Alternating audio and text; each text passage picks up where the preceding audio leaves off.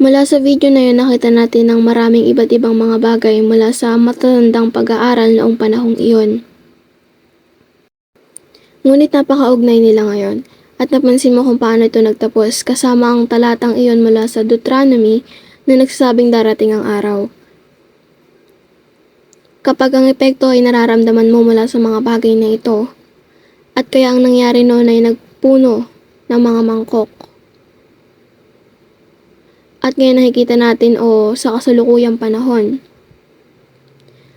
ay kung kailan maaari nating asahan na makikita nilang binubuhos iyong panahong iyon kung saan tayo nabubuhay. Ito ang taon ng paghihiganti at sa taong ito maaari nating asahan na nakikita ang mga bagay na iyon. Marahil ito ay isang magandang punto sa oras upang hikayatin ang mga tagasunod. Dahil sa oras na iyon noong 2008, ang pagpuno at pinakita ang tanda sa langit. At ang 7 anghel na may hawak na mabola para mapuno sila. Ito ay isa lamang talata sa Apokalipsis 15 verse 5, ngunit ang buong eksena ng salot na nagpapahayag ay Kabanata 15 at Kabanata 16. Isang verse lang ang cover na ito, ngunit talagang hinihikayat ka namin na tumingala sa langit. At subukang alamin kung paano mo nakikita ang iba pang mga teksto. Natupad kung sasabihin natin sa taong ito, dapat ibuhos ang mga salot. O baka nailabas na. Pagkatapos ay dapat mong suriin ito. Kung tama ka. Sinasabi ko yan o sinasabi natin yan dahil hindi tayo iniiwan ng Diyos sa kadiliman. At sabihin natin, nagbigay sa atin ng magandang pahiwatig na may bubuhos na plato. Orasan sa langit, syempre.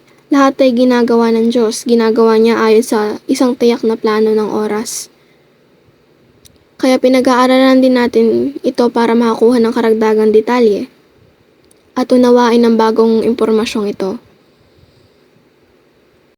At habang nag-aaral tayo ay natututo at sa makatuwid, hindi tayo masyado nagsasalita sa ngayon.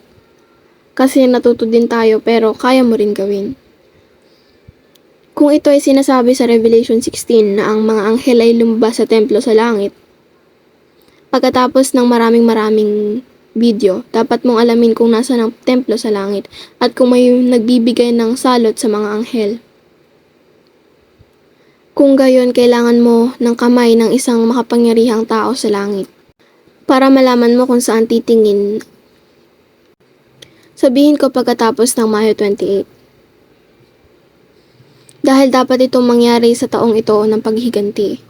Tama, kaya gusto ko pang sabihin, huwag umupo sa bahay at maghintay ng isang bagay o may malaking tandang pananong. Walang stellarium ang libre. I-download ito at iling ang langit. Ano ang ating matatagpuan?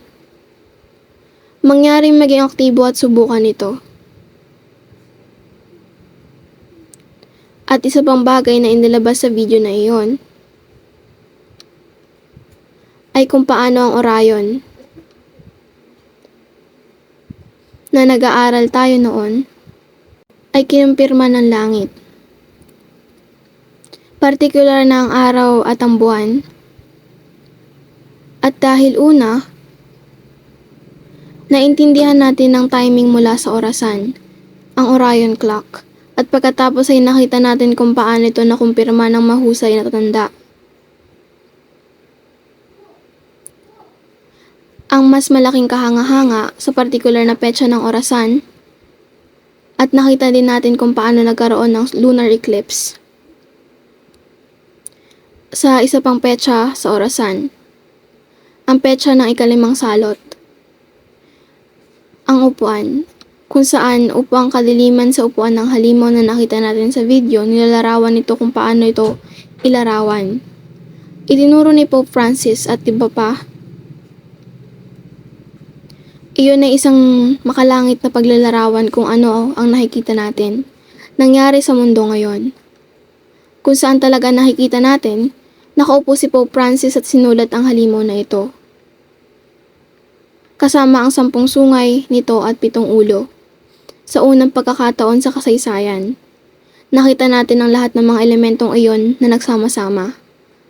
Kung makikita natin ito sa binhi ni Pope Francis at kung paano siya naghahari ngayon ng buo, nang may gumaling na sugat din sa kalusugan.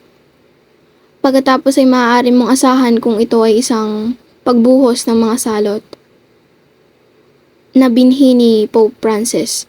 Ang Europa na ito ay dapat inaatake sa lalong madaling panahon dahil ang Panginoon sa Revelation 17 ay nakipaglaban sa conglomerate na ito. Eksakto kung naiintindihan mo ang pagpuno ng salot na ito. At alam mo rin ano ang idudulot nitong pagbuhos ng salot mamaya. Tama, hindi ako nagpatuloy sa Apocalypse 17. Kung saan pinag-uusapan ng digmaan sa pagitan ng 10 sungay na iyon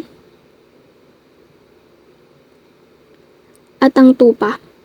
Ngunit iyon din sa susunod na bahagi ng kabanatang iyon. Digmaan ba iyon? At marami na kaming napag-usapan kung saan ang lahat ng mga bagay na ito ay nagsama-sama. Ang CBDC, ang Artificial Intelligence at ang mga pasaporte sa kalusugan, ito ang lahat ng mga tool na ginagamit ng hayop.